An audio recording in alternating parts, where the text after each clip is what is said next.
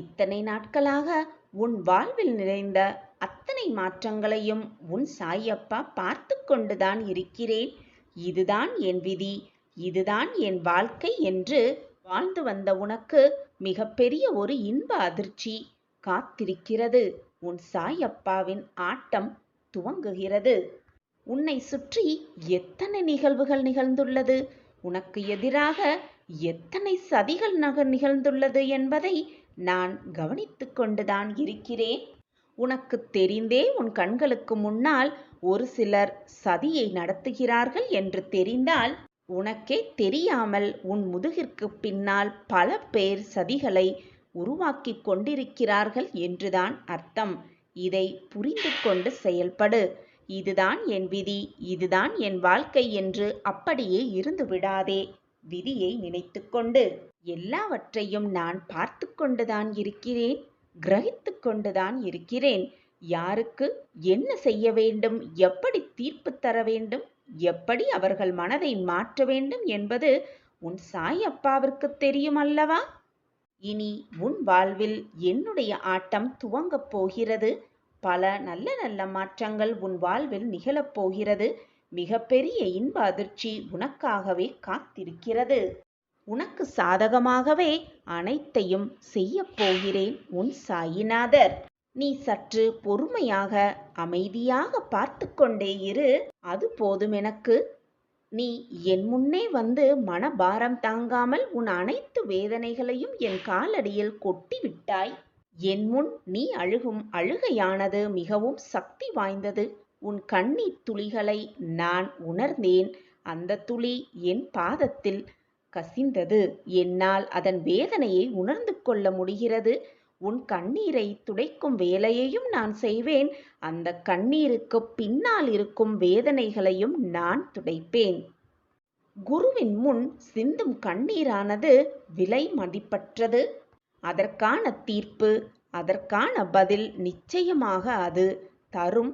குரு அதை தருவார், நிறைவேற்றி வைப்பார். குழந்தையே, உனக்கு எதிராக சதி செய்பவர்களை எப்பொழுதும் கோபித்து கொள்ளாதே. அவர்களை பழிக்கு பழி வாங்க வேண்டும் என்று துடிக்காதே. அனைத்தையும் நான் பார்த்து கொள்கிறேன். ஆனாலும் ஏதாவது துன்பம் நேர்ந்து விட்டாலோ, சோதனை நேர்ந்து விட்டாலோ, இதுதான் என் வாழ்க்கை, இப்படிதான் ஆகப் போகிறது, என் விதி முடியப் போகிறது இப்படியே என்று வெறுமனே யோசித்து உன் மனதை அப்படியே நிறுத்திவிடாதே. உன் வாழ்க்கை ஜெயிப்பதற்கான வழியை ஆராய்ந்து கொண்டே இரு. அதன்படி உன் வழியில் சென்று கொண்டே இரு. தீர்க்கமான சிந்தனையோடு இரு. நம்பிக்கை வார்த்தைகளை மட்டுமே பேசு. தன்னம்பிக்கை, நல்ல எண்ணங்கள் உடைய சொற்களை மட்டுமே உன் மனதில் சொல்லிக்கொண்டே இரு. உனக்கான தைரியத்தை நான் உனக்கு உருவாக்குவேன், நிச்சயமாக உருவாக்குவேன். இது உன் சாயப்பாவின் கட்டளை, வாக்கு, சத்தியம். எப்படி வேணாலும் எடுத்துக்கொள். ஆனால் நடப்பது நடந்தே தீரும். நீ நினைத்தாலும் யார் நினைத்தாலும் அதை மாற்ற முடியாது. உனக்கு எழுதப்பட்டது உனக்கு கிடைத்தே தீரும், உனக்கு நடந்தே தீரும். இது உன் சாயப்பா உனக்கு கொடுக்கும் சத்திய பிரமாணம். என் வாக்கு என்றாவது பொய்த்ததுண்டா? அனைத்து பிரச்சனைகளையும் எப்பொழுதுமே உன் தலையில் வைத்துக்கொண்டு சுமந்து கொண்டே சென்று கொண்டிருந்தால் அதற்கு காரணம் நீதான். உனக்கு பிரச்சனைகளை கொடுத்தவர்கள் அல்ல அதற்கு காரணம். நீதான் தேவையில்லாததையெல்லாம் உன் தலையில் சுமத்தி கொண்டு நான் பிரச்சனையிலேயே வாழ்ந்து கொண்டிருக்கிறேன், என் வாழ்க்கையில் சோகங்கள் முடிவதே இல்லை, எப்பொழுதும் பிரச்சனைகள் இருந்து கொண்டே இருக்கிறது என்று புலம்புவதால் நான் என்ன செய்ய முடியும் குழந்தையே? உன் வீட்டிலும் உன் வாழ்க்கையிலும் நடக்கும் பிரச்சனைகள், அனைத்து பிரச்சனைகளையும் உன் தலையில் சுமத்தி வைத்துக்கொண்டு உன் வேலையையும் நீ சரிவர செய்யாமல் உன்னை சுற்றி இருப்பவர்களையும் மனக்குழப்பங்களோடு வைத்துக்கொண்டு நான் கஷ்டத்தை அனுபவித்துக் கொண்டிருக்கிறேன் என்று உன் வேலையை கூட செய்யாமல் இருப்பதால் நீயே உன்னை காயப்படுத்தி கொண்டிருக்கிறாய். உன்னை சுற்றி இருப்பவர்களையும் மன வேதனைப்பட வைக்கிறாய். உன்னுடைய அன்றாட வேலைகளை கூட நீ செய்ய முடியாமல் போனால் அதற்கு காரணம் உன்னை சுற்றி இருப்பவர்கள் அல்ல, உனக்கு பிரச்சனைகளை கொடுத்தவர்களும் அல்ல, நீயேதான் என்பதை தீர்க்கமாக புரிந்து கொள். என் குழந்தையே, நீ அழும் பொழுதும் வேதனைப்படும் பொழுதும் என் மனம் துடிக்கின்ற துடிப்பு வேறு யாருக்குமே தெரியாது, எனக்கு மட்டுமே தெரியும். பொறுமையோடு காத்திரு கண்மணி. உன் காதில் நல்ல செய்தி வரும் நேரம் வெகு தொலைவில் இல்லை. எல்லாம் கூடி வரும் நேரம் பார்த்து நீ நான் கஷ்டங்கள் மட்டுமே அனுபவித்துக் கொண்டிருக்கிறேன், என் வாழ்க்கையில் சந்தோஷம் என்பதே இல்லை என்று புலம்பிக் கொண்டிருக்கிறாய். முதலில் புலம்புவதை நிறுத்திவிடு. வரப்போவதை நினைத்து எவ்வளவு மகிழ்ச்சியாக இருக்க முடியுமோ அவ்வளவு மகிழ்ச்சியாக இருந்து பழகு. வருவதை நினைத்து பயப்படாதே, முடிந்ததை நினைத்தும் வருந்திக் கொண்டே இருக்காதே. இப்பொழுது இந்த நொடி எவ்வளவு சந்தோஷமாக இருக்க முடியுமோ அதை அனுபவித்துக்கொள். உன் வாழ்வில் கூடிய விரைவில் ஒரு நல்ல திருப்பம் வந்தே தீரும். அனைவருக்குமே அற்புதமும் அதிசயம் நடக்கும். ஆனால் எல்லாவற்றுக்கும் சில காலமும் சில நேரமும் எடுக்கத்தான் செய்யும். அதுவரைக்கும் நீ பொறுமையாக இருக்கிறாயா என்பதுதான் நான் உனக்கு வைக்கும் சோதனை, உனக்கு வைக்கும் மிக பெரிய பயிற்சி.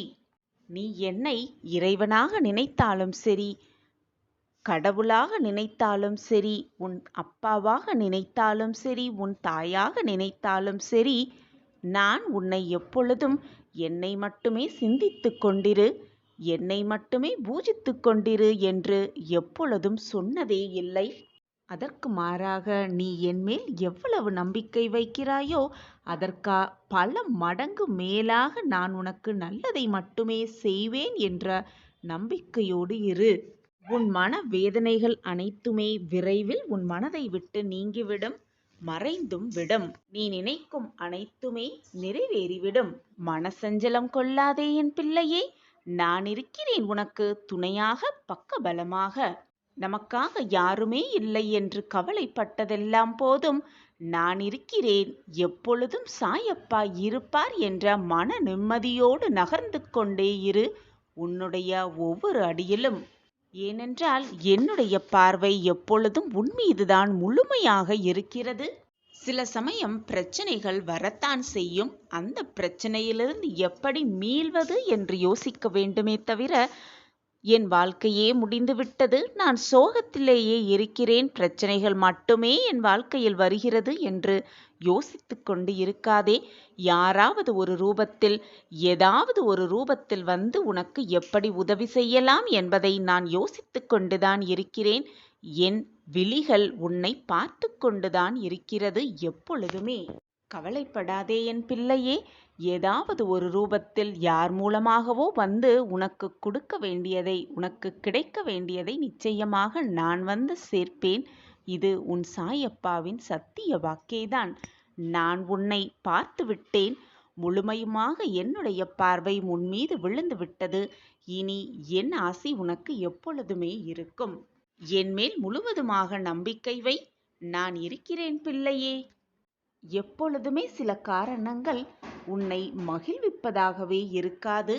நீ எதை இல்லை என்று நினைக்கிறாயோ அதுதான் ஒரு காரணமாக உன் கண்முன்னே வந்து நிற்கும். இது சாதாரணமானவர்களுக்கு புரியவே புரியாது.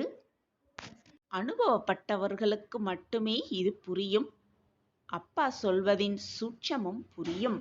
குழந்தையே, உன் வீட்டில் பல நாட்களாக இருந்த துன்பமும் கஷ்டமும் இனி மகிழ்ச்சியாக மாறும். என் பிள்ளைக்காக ஒரு நல்ல நாளை பார்த்து வைத்திருக்கிறேன். நிச்சயமாக அந்த நாளில் உன்னுடைய எல்லா எண்ணங்களும் நிறைவேறும் என்பதில் எந்த ஒரு சந்தேகமுமே உனக்கு வேண்டாம். ஒரு விஷயம் உன் வாழ்வில் நடந்தால் அந்த விஷயம் எதற்காக நடக்கிறது, யார் செய்திருப்பார்கள் என்று யோசிப்பதை விட அது அதனுடைய இயல்பு என்று விட்டுவிட்டு உன் கடமையை நீ செய்து கொண்டே இரு. குழந்தையே, நான் உனக்கு கொடுக்க நினைப்பது நீ நினைப்பதற்கு மேலாக, ஒரு படி மேலாகவே இருக்கும். நான் எப்பொழுதும் என் பிரியமான கண்மணியின் முகத்தை, சந்தோஷத்தை மட்டுமே பார்க்க ஆசைப்படுகிறேன். நீ முகத்தை சந்தோஷமாக வைத்துக்கொள், உன் மனதை நிம்மதியாக வைத்துக்கொள். தானாகவே மகிழ்ச்சியும் சந்தோஷமும் உன் முகத்தில் வந்து குடிக்கொள்ளும். கவலைப்படாதே பிள்ளையே. அரசனே ஆனாலும் சரி, ஆண்டியே ஆனாலும் சரி, எல்லாருமே என் முன் சரிசமமாகத்தான் நடத்தப்படுவார்கள்.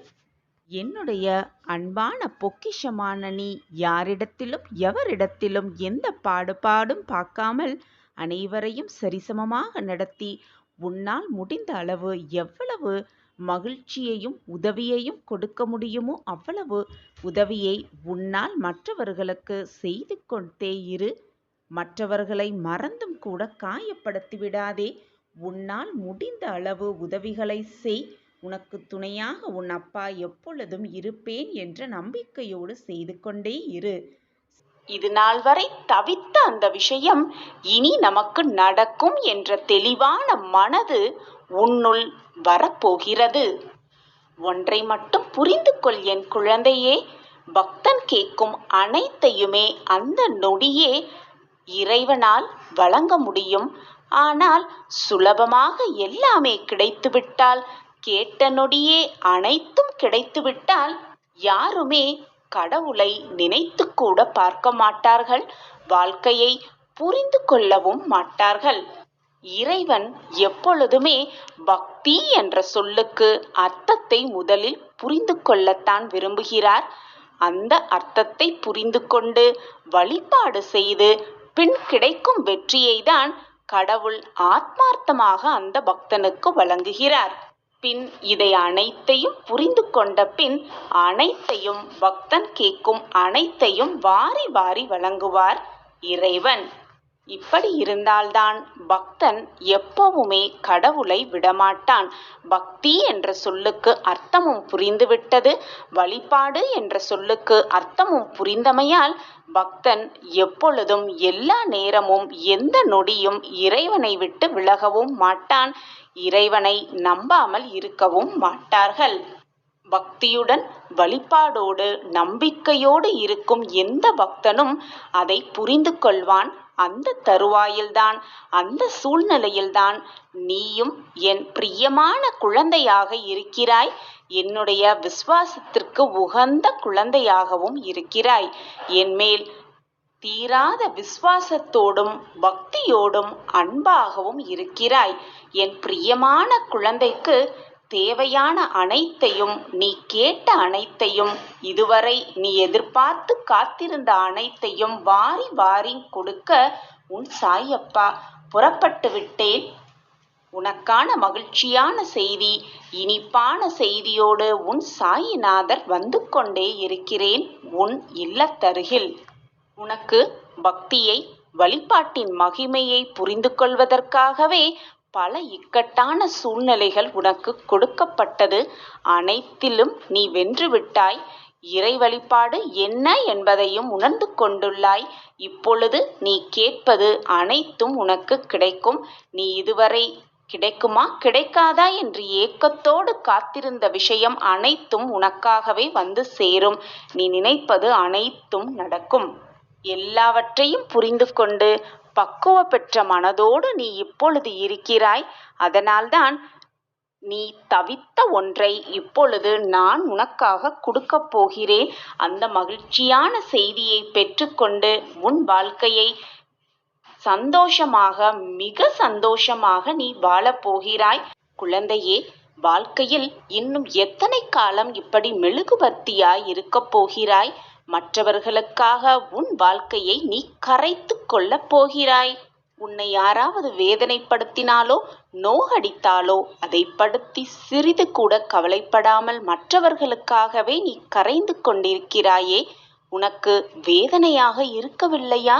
நீ கஷ்டப்பட்டு கொண்டிருக்கிறாய், மனவேதனைப்பட்டு கொண்டிருக்கிறாய். ஆனாலும் உனக்கு வேதனை தந்தவர்களிடமே திரும்பும் போய் அதே நிலைமையில் பேசி பழகி கொண்டிருக்கிறாய். அவர்கள் மீண்டும் உன்னை காயப்படுத்தினாலும் கோபம் படாமல் இருக்கிறாயே. உன் மனது மற்றவர்களுக்கு புரிவதில்லை. உண்மையாக உன் மனதை உணர்ந்தவர்கள் உன்னை காயப்படுத்த மாட்டார்கள்.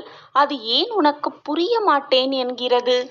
இப்பொழுது அடிமேல் அடிபட்டு உன் மனது எதையுமே தாங்கும் சக்தியை இழந்து நிற்கின்றது. உன் ஒட்டுமொத்த வேதனையும் ஒன்றாகி நின்று உன் மனதை ரணப்படுத்தி கொண்டிருக்கிறது என்பதை நான் அறிந்து கொள்வேன். நீ சொல்லிதான் எனக்கு தெரிய வேண்டும் என்றில்லை. உன் மனம் படும் பாட்டை, உன் முகம் பிரதிபலிக்கும் அழகை நான் உன்னை பார்த்தாலே புரிந்து கொள்வேன் என் கண்மணியே. என்மேல் நம்பிக்கை வைத்திருக்கிறாய் அல்லவா? பின் ஏன் பயப்படுகிறாய்? இதுவரை போனது எல்லாம் போகட்டும், முடிந்தவையெல்லாம் முடிந்ததவையாகவே இருக்கட்டும். இனி வரப்போகும் வாழ்க்கையை நீ எப்படி வாழ வேண்டும் என்று சிந்தி நேர்மறை எண்ணங்களோடு இரு. மற்றவர்களைப் பற்றி நினைக்காமல் முதலில் உன் மனதிற்கு எது நல்லதோ, எது நன்மையோ, எது சந்தோஷமோ, எது நிம்மதியோ அதை பற்றி மட்டுமே யோசி. மற்றவர்களை நினைத்து நினைத்து வேதனைப்பட்டு கவலைப்பட்டு கொண்டிருக்காமல் உன் மனதை பற்றி முதலில் சிந்தி. நான் இருக்கிறேன், எதற்குமே பயப்படாதே. கொஞ்சம் உனக்காகவும் நீ யோசி. உன் மனதை புரிந்து கொள்ளாமல் உன்னை காயப்படுத்தி விட்டார்கள் என்று வேதனைப்படாதே. அவர்கள் சிந்தித்து மனம் மாறி அவர்களே உன்னிடம் திரும்பி வரவும் நான் வழிவகை செய்வேன். என்மேல் முழுமையாக நம்பிக்கையை வைத்துவிட்டு பின் ஏன் எப்பொழுதும் பயந்து கொண்டும் புலம்பிக் கொண்டும் இருக்கிறாய்? நீ இப்படி பயப்படுவதை பார்த்து என்னால் சகித்து கொள்ளவே முடியவில்லை. நான் இருக்கும் பொழுது உனக்கு கவலை சிறிது கூட இடம் தரவே வேண்டாம். இறைவன் ஒருவருடைய கர்ம வினைகளை தானாகவே அவர்கள் வாழ்க்கையில் நடக்க வைப்பதில்லை. ஒவ்வொருவர் செய்த கர்மாவின் பயன்களே இப்பொழுது வினைகளாக அவர்களிடம் வந்திருக்கிறது என்பதை மறந்துவிடாதே என் கண்மணியே. நீ பூர்வ ஜென்மத்தில் செய்த பாவத்தாலோ புண்ணியத்தாலோ இப்பொழுது நீ இன்பமோ துன்பமோ அனுபவித்துக் கொண்டிருக்கிறாய் என்பதை புரிந்து கொள். எதுவுமே வாழ்க்கையில் நிரந்தரமல்ல. அப்படி இருக்கும் பொழுது துன்பம் மட்டும் நிரந்தரமாக உன் வாழ்க்கையில் இருந்து விடுமா? நிச்சயமாக இருக்காது. இரண்டும் கலந்துதான் வரும். நான் இருக்கிறேன், எதற்குமே கலங்காதே. உன் தேவைகள் அனைத்தையும் பார்த்து பார்த்து நிறைவேற்றும் உன் சாயப்பாவிற்கு உனக்கு நல்லது நடக்க தெரியாமல் போய்விடுமா? நிச்சயமாக உன்னுடைய அனைத்து வேண்டுதல்களும் 100% பலித்துவிடும். பலிக்க வைப்பேன் உன் சாயிநாதர். நல்ல காலம் பிறக்கப் போகிறது என் கண்மணியே. உனக்கான அந்த ஆனந்த செய்தியை உனக்காக நான் உருவாக்கிக் கொண்டிருக்கிறேன். உன்னை கோபுரத்தின் உச்சியில் அமர வைக்கும் நேரமும் காலமும் எல்லாம் கூடி வந்திருக்கும் இந்த வேளையில் நீ கவலைப்பட்டோ வேதனைப்பட்டு கொண்டோ உட்கார்ந்திருப்பதால் எதையுமே மாற்ற முடியாது குழந்தையே. உடனடி மாற்றம் உன் வாழ்வில் நிகழப்போகிறது. இதுவரை ஏமாற்றத்தை மட்டுமே சந்தித்து வந்த என் பிள்ளைக்கு இனி ஏற்ற மிகுந்த வாழ்வு காத்து கொண்டிருக்கிறது. அதே போல உன்னுடைய கஷ்டமும் தீர சில காலம் ஆகித்தான் இருக்க வேண்டும். அதற்கான நேரம் வரும் பொழுது உன் கஷ்ட காலத்திற்கும் ஒரு முடிவு வரும். உனக்கும் வெளிச்சம் பிறக்கும். உன் வாழ்விலும் விடியல் வரும். கூடிய விரைவில் உன்னுடைய அனைத்து கஷ்டங்களிலிருந்தும் நீ விடுபடுவாய். உன் வாழ்வில் உள்ள இருளெல்லாம் நீக்கி ஒளி என்ற தீபத்தை ஏற்றி வைக்க உன் சாயப்பா ஆயத்தமாகிவிட்டேன். பிள்ளையே, இங்கு எந்த இன்பமும் துன்பமும் நிரந்தரம் இல்லை. இன்பங்கள் வரும்பொழுது வாழ்க்கையை அனுபவித்துக்கொள். துன்பம் வரும்பொழுது வாழ்வதற்கு எப்படி வாழ வேண்டும் என்பதை கற்றுக்கொள். இதுதான் வாழ்க்கை குழந்தையே. எழுந்திரு என் குழந்தையே. சர்வ சக்தி படைத்த உன் சாயப்பாவை தந்தையாக பாக்கியம் செய்தவர் நீ. உன் மனதிற்கு இவ்வளவு குழப்பம் இருக்கலாமா? உன்னை காண உன் சாயப்பா வருகிறேன். நிச்சயமாக வருவேன். என்னை சர்வசாதாரணமாக நினைத்து விடாதே என் பிள்ளையே. நீ நினைத்தது, ஆசைப்படுவது, என்னிடம் விரும்பி கேட்பது அனைத்தையும் உனக்கு தர நான் உன் இல்லத்திற்கு வருவேன். வந்து கொண்டே இருக்கிறேன். துன்பம் வரும் பொழுதும் வேதனை சூழும் பொழுதும் அன்ன ஆகாரம் இல்லாமல் எப்பொழுதுமே புலம்பிக் கொண்டும் அழுது கொண்டும் கண்ணீர் விட்டு கொண்டுமே இருந்தால் உன் அப்பாவால் தாங்க முடியுமா சொல்? பட்டினி கிடப்பது, எந்த துயரம் வந்தாலும் அதை உணவின் மேல் காட்டுவது, எந்த ஒரு பலனும் இருப்பதாக எனக்கு தெரியவில்லை. நான் சொல்வது உனக்கு புரியும் என்று நினைக்கிறேன். நீ புத்திசாலி எனவும் நான் நினைத்து கொண்டிருக்கிறேன். ஆனால் இவ்வளவு கோழையாக இருப்பாய் என்று எனக்கு தெரியாது என் பிள்ளையே. தைரியமாக இரு. உன் அப்பா உன் அருகில் இருக்கும் பொழுது எதற்காக இப்படி பயப்படுகிறாய்? சதா சர்வகாலமும் என்னையே நினைத்து என் நாமத்தையே உச்சரித்துக் கொண்டிருக்கும் உனக்கு கஷ்டங்கள் வர நான் அனுபவிப்பேனா? கஷ்டமான வேதனையில் தத்தளிக்கும் கொண்டிருக்கும் என் பிள்ளையை தேற்ற உன் அப்பா உன் வீட்டுக்கு வருவேன். மங்கள செய்தியோடு வருவேன். நிச்சயமான அந்த மங்கள செய்தி உன் காதில் விழும், மிக மங்களகரமாக. என் அன்பு பிள்ளையே, உனக்கான மாற்றங்கள் எந்த நேரத்திலும் திடீரென்று தோன்றலாம். உன் வாழ்வில் நீ நினைத்து பார்க்க முடியாத அளவிற்கு அதிசயம் விரைவில் நிகழப்போகிறது. அந்த அதிசயத்தை நான் உனக்காக நிறைவேற்றப் போகிறேன். பிள்ளையே, நான் உனக்கு சிலவற்றை தாமதமாக தருகிறேன் என்றால் அது தரமானதாக இருக்கும், நிச்சயமாக இருக்கும். அதற்குள் சோர்ந்து போய்விடாதே என் பிள்ளையே.